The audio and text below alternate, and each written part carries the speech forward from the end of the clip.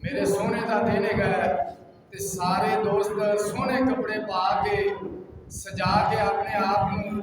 ते अपना जिहड़ा ना मस्जिद अपनी अराइयां दी जिहड़ी उहदे कोल पहुंचा उस्ताद अली बच्चे लैके पहुंचे आए ने बच्चे शामिल ने माशाअल्लाह बड़े दोस्त भी शामिल ने ते जल्दी जल्दी जिहड़ा है ना फौरी मस्जिद के कोल आ जाओ हुण आपां रवाना होण लगे हां जलूस वास्ते नंबरदार साहब भी आ गए ने ते सारे दोस्त जिते अपना चौक हुंदा है ना चौक दे विच आपां इज्तिमा इकट्ठा करके ते आपां जिथे नहर दी पोले जिथे अगे आपां जाने हां उत्थे जलूस लैके पहुंचना है सारे दोस्त मियां मस्जिद दे कोल आ जाओ ते आपां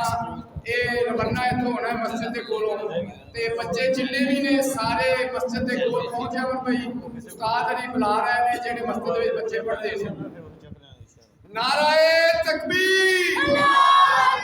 नाराए रिसालत नाराए तकबीर